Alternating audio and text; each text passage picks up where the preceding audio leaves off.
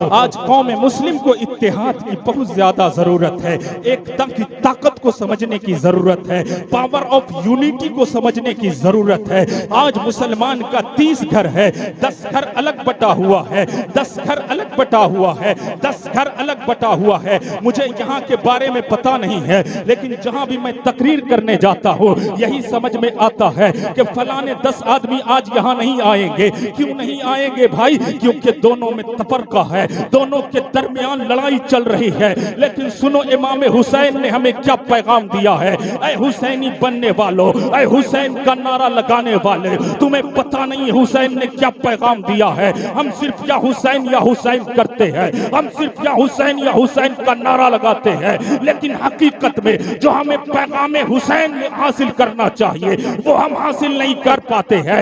आज एक गैर मुस्लिम ने इमाम हुसैन को समझ लिया। इंडिया की एक बहुत बड़ी शख्सियत है जिसको गांधी जी के नाम से जाना जाता है। गांधी जी 1947 में, बड़े गौर से सुनिएगा, अगर समझदारी रखते हो तो यहाँ पर बैठ के गौर से सुनकर जाओगे, बुरा लगे माफ करना। लेकिन आज हमारी यही कमी है कि आज 10 घर हो, 5 घर बटे हुए हो। याद रखो यही तुम्हारी कमी तुम्हें कटवा कर रख देगी। मलियाना में तुम्हें इसीलिए काटा गया, गुजरात में तुम्हारी माओ के पिस्तान को अलग कर दिया गया, भागलपुर में तुम्हें खेतों में गाड़ दिया गया था, अभी कुछ दिनों पहले तुम्हें दिल्ली में नलियों में दफना दिया गया था, यूपी के बिजनौर में तुम्हें काट दिया गया था, अभी चंद दिनों पहले तुम्हें यूपी की कई गलियों में भून दिया गया था। क्यों तुम्हें पता नहीं है? तुम समझ नहीं पा रहे हो कि हालात के साथ लड़ना कैसे है, मुखालिफ का मुकाबला कैसे करना है। इसलिए बड़े गौर से इमाम हुसैन को समझना। इमाम हुसैन ने यजीदियों का आखिर मुकाबला कैसे किया था, बड़े सब्र के साथ सुनना। हमने नहीं समझा है, एक गैर ने समझ लिया है, जिसको दुनिया गांधी कहती है। गांधी के सामने 1947 का जमाना है, वर्ल्ड मीडिया घेर कर खड़ी है, सवाल करती है, ऐ गांधी जी बताया जाए आखिर आपने हिंदुस्तान को इतनी कम मुद्दतों में कैसे आजाद करा लिया। आपसे पहले महान वैज्ञानिक आए, महान शख्सियतें आई, महान इंसान आए, महान बुद्धिजीवी आए, महान समझदार आए, लेकिन कोई हिंदुस्तान को इतनी जल्दी आजाद न करा पाया। अब 24 साल की उम्र में अफ्रीका जाते हो, 48 साल की उम्र में हिंदुस्तान लौटते हो, अपने गुरु से मिलते हो। गुरु कहते हैं कि 2 साल तक हिंदुस्तान की मानसिकता को समझो, हिंदुस्तान की सोच को समझो, हिंदुस्तान की फिक्र को समझो, हिंदुस्तान के लोगों को समझो। बड़े गौर से सुनना। 1915 में हिंदुस्तान आने वाला गांधी 2 साल तक 1917 तक पूरे हिंदुस्तान का चक्कर लगाता है, लोगों की मानसिकता को समझता है, लोगों के माइंडसेट को समझता है, लोगों की फिक्र को समझता है। 1917 में फिर 2 साल इधर उधर घूमता है। उसके बाद 1919 में एक आंदोलन का आगाज करता है जिसका नाम अहिंसा का आंदोलन है। 1919 से चला यह आंदोलन। 1947 में इस आंदोलन ने अंग्रेजों को भारत छोड़ने पर मजबूर कर दिया था। जब तुम जोड़ोगे तो टोटल 28 साल निकलता है। किसी ने सवाल किया था, ऐ गांधी जी बताया जाए आपने सिर्फ 28 साल में हिंदुस्तान को आजाद करा लिया। तो सुनो गांधी जी क्या कहते हैं, अरे तुम्हें 28 साल कम लगता है, 28 साल बहुत ज्यादा है। काश मुझे 72 हुसैनी मिल गए होते तो मुझे हिंदुस्तान को आजाद कराने में 28 साल नहीं लगता, बल्कि 24 घंटे में मैं हिंदुस्तान को आजाद।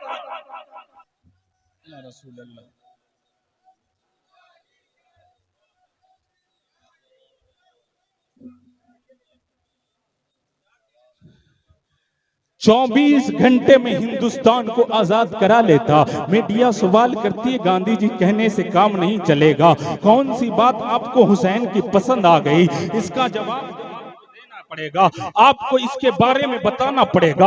आखिर आपने हुसैन को कहां पर समझा है, हुसैन से क्या सीख लिया है? बड़े गौर से सुनना। यहां से आपको भी सीखना है, यहां से आपको भी समझना है। जहां से गांधी जी ने समझा था, वर्ल्ड मीडिया से गांधी जी कहते हैं, सुनो सुनो, जब शहीद होने के लिए पूरा खानदान तैयार है, रात की आखिरी रात है जिसे शाम गरीबा कहते हैं, उस रात की कहानी गांधी जी बताते हैं। आखिरी रात यानी जिस सुबह में 10वें दिन शहादत हुई ना तमाम शहीदाने करबला की, उसकी जो आखिरी रात थी जिसको शाम गरीबा कहते हैं, यानी 10वीं की रात थी।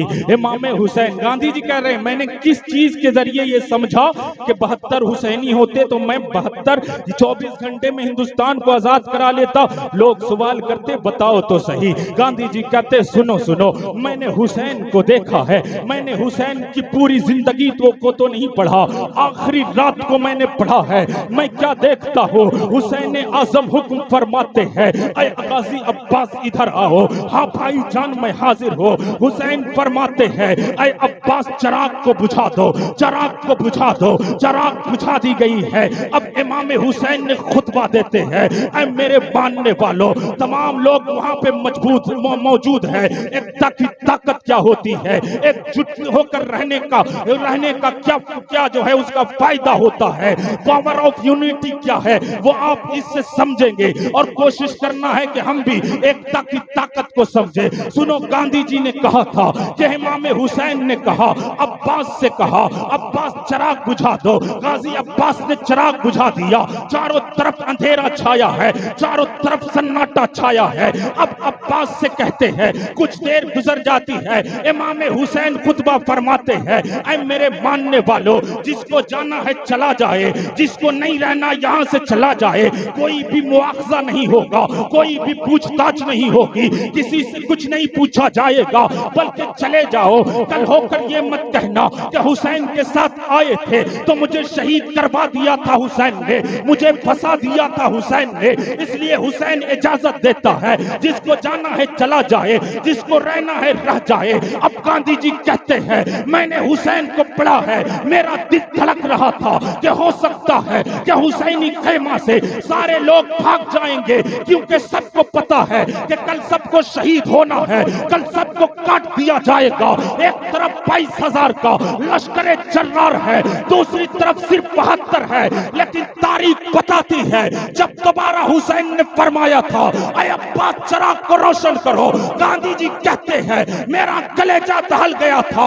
वारे हुसैनी, मैं देखकर दंग रह गया था कि वो 72 जो वहां मौजूद थे, अरे वहां से जाने की बात तो दूर है, मैंने ऐसी एकता देखी थी उनके दरमियान, मैंने ऐसी एकजुट देखी उनके दरमियान, मैंने इस तरह से मोहब्बत देखी उनके दरमियान। सबको पता है कल शहीद होना है, सबको पता है कल काटा जाएगा, सबको पता है कल मारा जाऊंगा।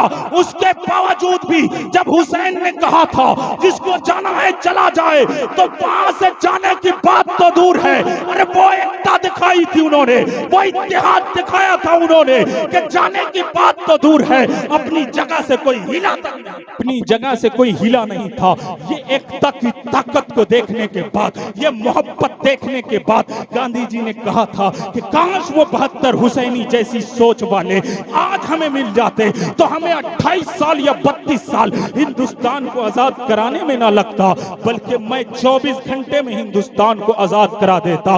बड़े गौर से सुनना, आज हमारे गांव में क्या होता है, अगर थोड़ी सी दुश्मनी हो गई, गांव का रोड पास हो रहा है, हम जाकर कटवा देते हैं। थोड़ी सी दुश्मनी हो गई, मस्जिद का काम हो रहा है, हम जाकर रुकवा देते हैं। थोड़ी सी दुश्मनी हो गई, मदरसे का काम हो रहा है, हम जाकर रुकवा देते हैं। थोड़ी सी दुश्मनी हो गई, कब्रिस्तान का काम हो रहा है, हम जाकर रुकवा देते हैं। क्यों? हमारी पर्सनल दुश्मनी है, हमारी पर्सनल नफरत है, इसलिए हम गांव को तरक्की नहीं तरक्की याफ्ता होना देखना नहीं चाहते। ऐ यादे हुसैन कॉन्फ्रेंस में आने वालों, ऐ शोहदाए करबला कॉन्फ्रेंस में आने वालों, अपनी पर्सनल दुश्मनी को गांव के डेवलपमेंट से पीछे रखा करो। जब गांव की तरक्की की बात आए तो अपनी दुश्मनी को भुला दिया करो, जब गांव को आगे बढ़ने की बात आए तो अपनी दुश्मनी को भुला दिया करो, इसलिए कि करबला से हमें इत्तेहाद का पैगाम मिलता है, एकता का पैगाम मिलता है। सबको पता था कि कल शहीद हो जाएंगे, लेकिन किसी ने साथ नहीं छोड़ा था।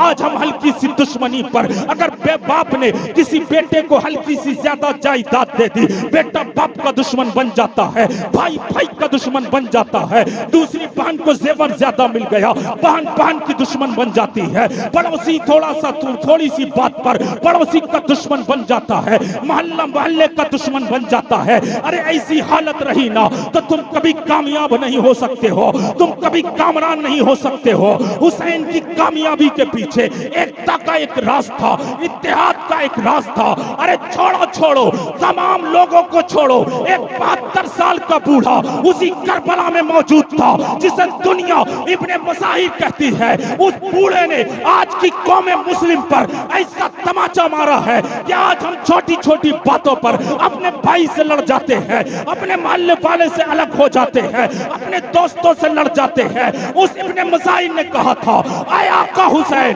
अगर इस्लाम को जरूरत पड़ी है तो बच्चों के साथ साथ इस बूढ़े की भी जरूरत पड़ी तो ये बूढ़ा भी अपना सर कटा देगा, लेकिन इस्लाम का परचम नीचे नहीं होगा। से तो आप बोलो, वादा करो।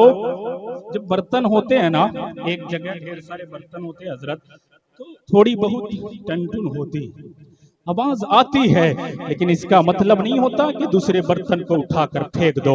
इसका मतलब ये नहीं होता कि उसे घर से बाहर कर दो, बल्कि होता है कि चलो आवाज है, एक जगह रहते हैं तो थोड़ी बहुत अनबन हो जाती है। हम तमाम कौम मुस्लिम से, यहाँ के लोगों से पर्सनल नहीं, बल्कि जहाँ भी मैं जाता हूँ ना, ये बात जरूर बताता हूँ कि अपनी पर्सनल दुश्मनी की वजह से कौम का सौदा कभी मत करना। कौम की जब तरक्की की बात आए ना, तो कभी भी अपनी पर्सनल दुश्मनी को आगे नहीं लाना है। हमें कौम के लिए आगे बढ़ना है, कौम के लिए एकता की ताकत दिखाना है। हो सकता है हम में और आप में लड़ाई हो सकता है हम में और फला भाई में लड़ाई हो, लेकिन जब बात कौम की तरक्की की आए, जब बात गांव की आए, जब बात मिल्लत की आए, तो हम सारी दुश्मनी को भुलाकर एक साथ खड़े होंगे इंशाअल्लाह ताला। जिस तरह से करबला में खुदा की मदद आई थी, उसी तरह हमारे साथ भी अल्लाह की मदद है ना। एकता की ताकत को आप समझेंगे ना, संभालेंगे ना। हुसैन को पढ़ो आप। एक नेल्सन मंडेला है जो अफ्रीका का बाद में राष्ट्रपति बना है, वो क्या कहता है पता है आपको? आपने पढ़ा कहाँ है हुसैन को?